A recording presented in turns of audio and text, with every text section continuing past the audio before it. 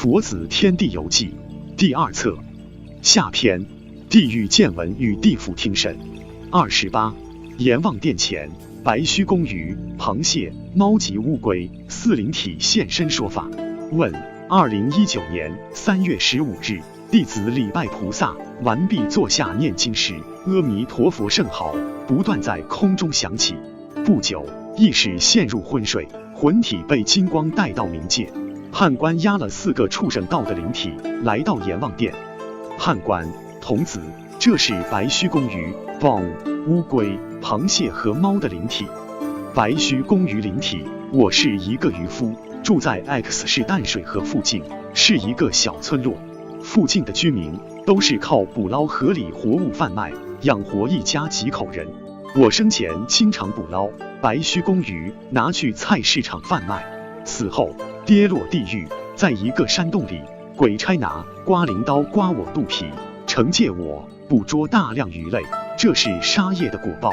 山洞出来后，来到一个很凶很黑的人面前，阎王爷，那个人说我灵体罪孽黑气还有48%，所以让我转头为白须公鱼 X 百世。螃蟹灵体：我是黑道人物，以前在 X 县的居民都叫我大老虎。由于生前做太多坏事，走私白粉，开地下赌场、非法按摩院，被黑道人物枪杀后，帮派内斗，被带去很多地狱：粪池地狱、惩戒色情行业按摩院、电眼地狱、惩戒和按摩女郎淫乱、火烧地狱、惩戒毒品和赌场敛财罪业。地狱出来后，再次审判时，阎王说我在阳世常把人打到死去活来，把我灵体打散变成螃蟹，惩戒我做人横行霸道。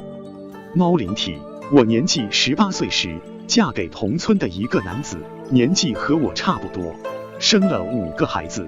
我老公文化不高，我识字也不多，生活很清苦。我羡慕身边姐妹嫁得比我好，怨自己没有嫁个好一点的家庭。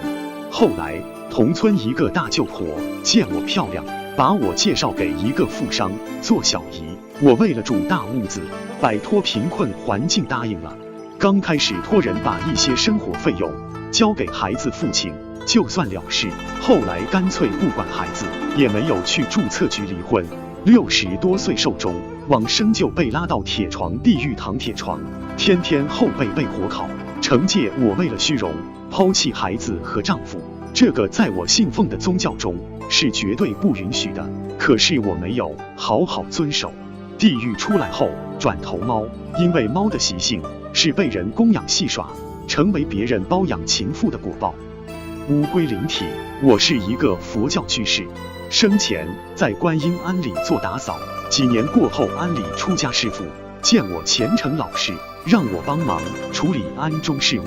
出家法师往生后，我开始不老实，偷拿信众供养给观音庵的钱财物品。死掉过后，被带去火烧地狱惩戒，烧我双手敛财。地狱惩戒完后，阎王说我不知感恩佛菩萨恩德，贪取佛庙钱财，让我转投乌龟，趴在地上不能见人。判官：童子可以回去了。说完，魂体被金光送回阳间。感恩师父，感恩观世音菩萨。弟子2019年3月16日。答：这个人很厉害，人家说地狱童子现在专门下去听阎王爷给他讲这些受惩戒的事情，所以在人间不要做坏事，人不会死掉的，魂魄不死，有的受苦了。就像你睡着了，不要以为睡着了就什么都不知道了，做梦害怕吧，不要做坏事，没意思。卢台长开示解答来信疑惑297。